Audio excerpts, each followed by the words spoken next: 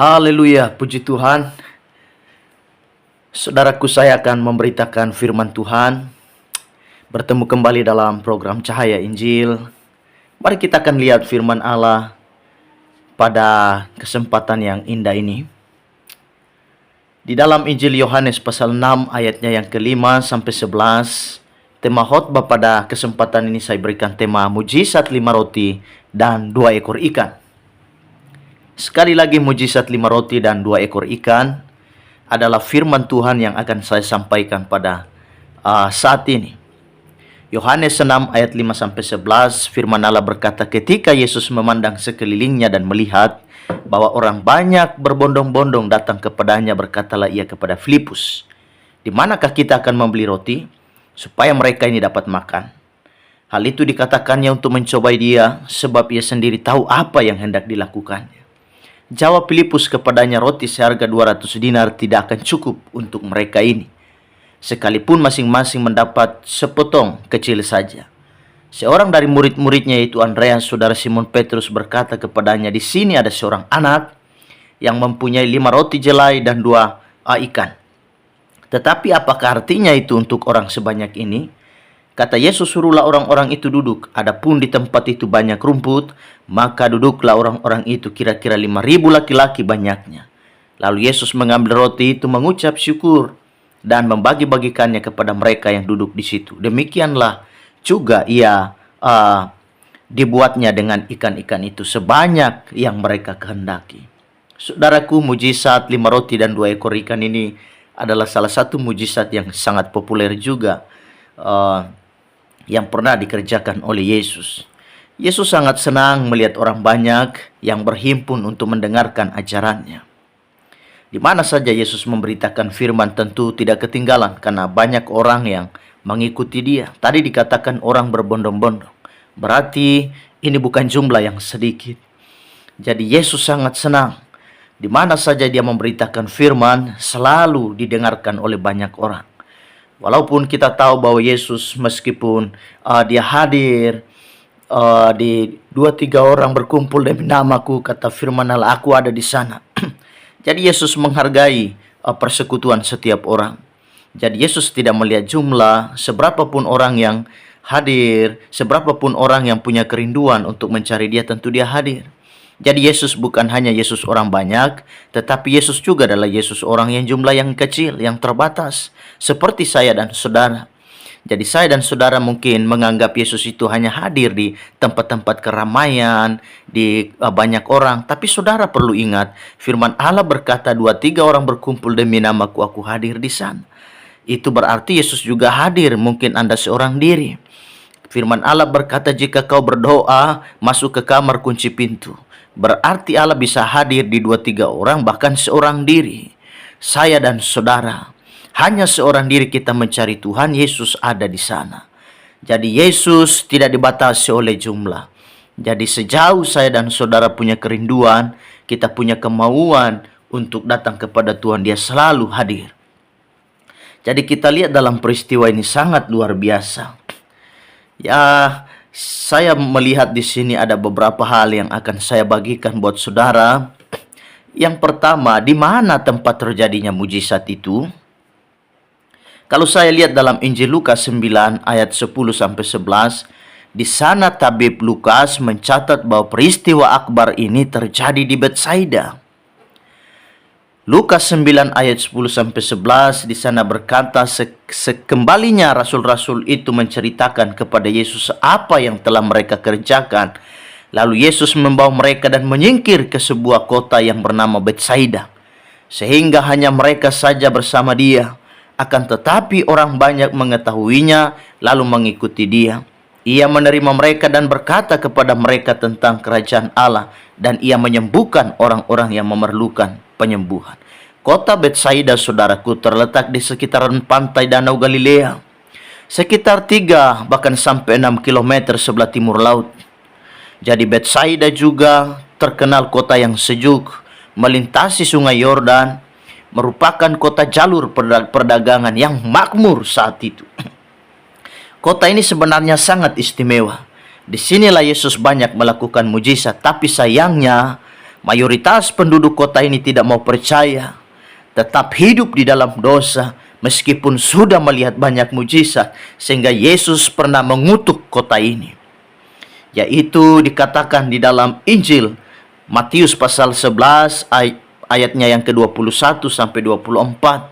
Celakalah engkau Koraisim, celakalah engkau Betsaida, karena jika di Tirus dan di Sidon terjadi mujizat-mujizat yang telah terjadi di tengah-tengah kamu, sudah lama mereka bertobat dan berkabung.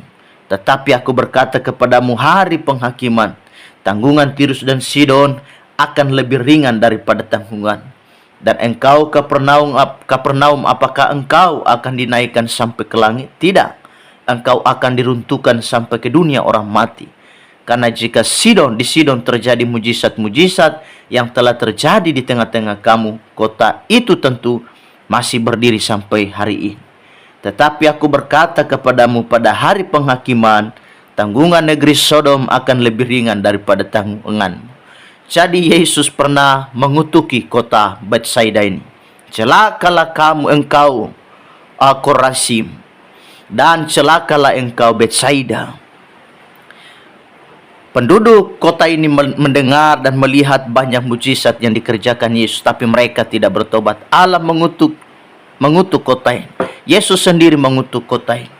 Dan benar saja pada tahun 67 sampai 70 Masehi, ketika kota Yerusalem dirobohkan, kota Betsaida juga ikut dirobohkan. Dan 2 abad kemudian, kota ini menjadi sunyi tanpa penghuni, saudaraku. Jadi yang pertama adalah di mana tempat terjadinya mujizat tersebut, yaitu di Betsaida. Kemudian yang kedua, siapa yang menikmati mujizat itu? Yesus sering membuat mujizat di tengah perhimpunan. Karena itu, bila ingin melihat mujizat, kita harus sering berhimpun. Kita sering bersekutu. Misalnya saya mengambil satu contoh seperti kekristenan yang ada di Korea Selatan. Mereka juga malu kalau hanya ibadah di setiap hari Minggu saja. Jadi karena itu kita melihat kemajuan kekristenan yang ada di Korea, khususnya Korea Selatan, itu sangat signifikan sekali. Sangat luar biasa pertumbuhannya. Lawatan-lawatan Allah pernah terjadi di sana, dan bahkan sampai terjadi terus di hari-hari ini. Kita melihat juga kemudian ada gereja terbesar di sana. Gereja dengan umat terbanyak salah satu umat terbanyak di dunia, dengan penggembalaan yang dipimpin oleh pendeta Yonggi Cho, yang bertahan sampai sekarang dengan membina umat dan memberi firman yang kuat kepada umat-umat yang ada di sana. Jadi mari, siapa yang menikmati mujizat? Yaitu mereka yang bersekutu, yaitu mereka yang berhimpun. Mujizat terjadi di mana ketika ada persekutuan. Jadi saya dan saudara, mari sering-seringlah kita ikut kebaktian, kita libatkan diri dalam pelayanan, maka kita akan melihat di sana Tuhan bekerja begitu luar biasa. Jadi saya dan saudara, mari. Kemudian yang berikut adalah siapa yang berperan dalam mujizat. Siapa yang punya andil besar di dalam terjadinya mujizat tersebut. Jadi untuk melihat mujizat kita tidak boleh melepaskan tanggung jawab. Kita tahu bahwa ada murid-murid di situ yang ikut terlibat. Jadi saya dan saudara harus libatkan diri.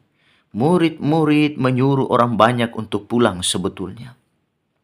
Tetapi Yesus mengambil satu inisiatif yang sangat luar biasa. Yesus segera bertindak dan memanggil Filipus.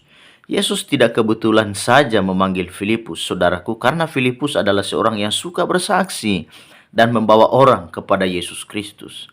Bahkan ia dapat meyakinkan orang Yunani untuk dibawa kepada Yesus. Itu dicatat di dalam Yohanes 12 ayat 20 sampai dengan 22. Firman Allah berkata, di antara mereka yang berangkat untuk beribadah pada hari raya itu terdapat beberapa orang Yunani. Orang-orang itu pergi kepada Filipus yang berasal dari Betsaida di Galilea, lalu berkata kepadanya, Tuhan, kami ingin bertemu dengan Yesus. Filipus pergi memberitahukannya kepada Andreas. Andreas dan Filipus menyampaikannya pula kepada Yesus. Jadi Filipus memang dipakai Tuhan untuk meyakinkan orang. Jadi dia bisa bersaksi. Namun Filipus pada akhirnya kemudian dia lebih suka berhitung-hitungan. dan berkata roti seharga 2 dinar tidak akan cukup untuk mereka ini. Sekalipun masing-masing mendapat potongan kecil saja. Tetapi di situ kita lihat ada Andreas yang kemudian berhasil membawa seorang anak kecil. Anak kecil yang dia membawa bekal makan siangnya, kotak makan siang yang kemudian diserahkan kepada Yesus. Di dalam kotak itu hanya berisi 5 roti dan 2 ekor ikan. Jadi kita lihat ini sangat luar biasa. Ada partisipasi. Andreas adalah saudara dari Simon Petrus. Nama Andreas berarti adalah pria yang dewasa. Andreas mampu mempengaruhi dan kemudian meyakinkan anak kecil untuk datang kepada Yesus, sekaligus memberikan kotak makan siangnya itu. Kita lihat nama Filipus dan Andreas sering disebutkan setelah Petrus, Yakobus, dan Yohanes. Jadi ini mereka berdua dalam masuk dalam 5 papan teratas dalam daftar murid Yesus Kristus. Untuk melihat mujizat kita harus dapat berprestasi. Tidak biasa-biasa saja. Saya dan saudara mesti selain berprestasi, saya dan saudara juga mesti ambil andil dalam pekerjaan Tuhan. Kita harus terlibat bersama dalam pelayanan. Kita harus bersama-sama gotong royong dalam pekerjaan Tuhan. Supaya kita melihat pekerjaan Tuhan ini ditolong dan diberkati Tuhan, maka saya dan saudara haruslah kita bergandengan tangan bahu-membahu, kita bergandengan tangan, kita bersama untuk menopang pekerjaan Tuhan. Lalu yang berikut, yang terakhir, bagaimana caranya supaya saya dan saudara melihat mujizat kelimpahan itu? Yaitu saya temukan di sini adalah berdiam diri di bawah kaki Tuhan. Yohanes 6 ayatnya yang ke-10 di sana dikatakan, kata Yesus, suruhlah orang-orang itu duduk. Adapun di tempat itu banyak rumput, maka duduklah orang-orang itu, kira-kira 5.000 laki-laki banyak. Perintah Yesus saat hendak melakukan mujizat sungguh sederhana sekali, saudaraku. Dia berkata, suruhlah orang-orang itu duduk. Yesus menyuruh orang banyak itu duduk. Jadi ini sangat luar biasa. Suruhlah orang-orang itu duduk, kata Yesus. Yesus menyuruh orang banyak itu duduk. Dan kita melihat bahwa sebelum mujizat Yesus terjadi, Yesus menginginkan kita duduk di bawah kakinya. Artinya mendengarkan. Kata duduk di sini, amati, berdiam diri, lalu mengamati, perhatikan untuk mendengarkan firman-Nya. Karena oleh firman-Nya terjadi mujizat. Kita tahu di dalam Injil Lukas 10 ayat 39, ada seorang perempuan yang sangat luar biasa, namanya Maria. Adalah orang yang suka duduk di kaki Yesus dan mendengarkan apa yang disampaikan oleh Yesus. Dari hasil ia mendengarkan firman Yesus, saudaranya laki-laki yang bernama Lazarus dibangkitkan. Jadi mendengar firman, mujizat terjadi. Saudara perbanyak dengar firman Allah. Jangan saudara lebih sering mendengarkan gosip, apalagi berita sekarang ini. Semua berisikan tentang berita-berita hoax dan itu menyesatkan. Berapa banyak rumah tangga berkelahi, suami istri bertengkar karena fitnah. Akibat terlalu banyak mendengarkan berita-berita kosong. Berita-berita yang itu sebetulnya hanya membuat saya dan saudara berkelahi karena tidak benar. Kebenarannya tidak pasti. Lalu di sana hanya berisikan tentang hal-hal yang menipu. Jadi saya dan saudara mendengarkan firman Allah ini ya dan amin. Kekal adanya. Firman Allah tidak pernah berbohong. Apa yang diucapkan Yesus semua adalah kebenaran. Langit dan bumi boleh runtuh, kata firman Allah, tetapi firmanku tinggal tetap.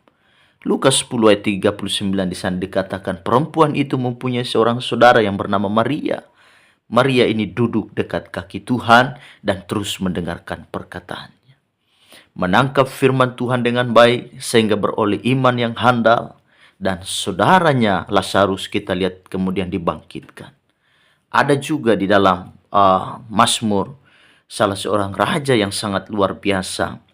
Raja terhebat di Israel yang suka duduk diam di dalam rumah Tuhan. Mazmur 27 ayatnya yang keempat. Di sana dikatakan, satu hal telah kuminta kepada Tuhan, itulah yang kuingini. Diam di rumah Tuhan seumur hidupku, menyaksikan kemurahan Tuhan dan menikmati baitnya. sehingga ia mengalami berkat, perlindungan, dan kemenangan demi kemenangan dari Tuhan.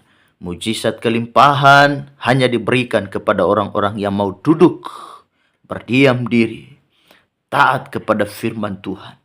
Sebelum mujizat Yesus terjadi, saya dan saudara, kita lihat kemudian Yesus mengucapkan syukur. Dia mengangkat roti itu, mengangkat pada ikan itu juga. Dia mengangkat roti itu dan kemudian mengangkat ikan itu juga. Dia mengucapkannya syukur. Dia menadahkan wajahnya, mengarahkan ke atas, dan dia mengucapkan berkat. Hidup kita disertai kelimpahan dan mujizat bila saya dan saudara terus mengucap syukur. Tapi mujizat jauh bila saya dan saudara terus bersungut, saya dan saudara terus berkeluh kesah. Israel dibunuh Tuhan dalam perjalanan ke tanah Kanaan, tanah perjanjian, di padang belantara. Tangan Allah sendiri membunuh mereka. Sayang sekali. Kenapa? Karena bangsa ini adalah bangsa yang tegar tengkuk, suka mengeluh, suka bersungut. Jadi Allah tidak suka pada perbantahan, tetapi harus penuh dengan ucapan syukur. Maka saya dan saudara akan melihat berkat Tuhan. Jadi perbanyak ucapan syukur, maka saya dan saudara akan melihat mujizat Tuhan. Tuhan Yesus memberkati. Izinkan saya berdoa untuk saudara. Bapa di sorga, kami bersyukur buat firman-Mu, mengajarkan kami tentang bagaimana peristiwa yang hebat, mujizat Yesus yang terjadi. Bagaimana Yesus melipat gandakan 5 roti dan 2 ikan, memberi makan 5.000 orang. Dan sangat luar biasa. Ajar kami untuk selalu bersyukur, ajar kami untuk selalu duduk di bawah kaki Tuhan, mendengarkan, mengarahkan telinga, pikiran, dan hati seluruh hidup kami kepada ucapan Tuhan Yesus Kristus. Kami bersyukur, berkati setiap umat-umat Tuhan yang mendengarkan khotbah ini. Biarlah Allah memampukan, Allah menguatkan, Allah memberi kelimpahan kepada mereka yang berkekurangan. Allah menolong mereka. Terima kasih Tuhan, kami bersyukur, kami terima firman-Mu dalam nama Tuhan Yesus Kristus. Haleluya. Amin. Puji Tuhan, Tuhan Yesus memberkati kita semua. Haleluya.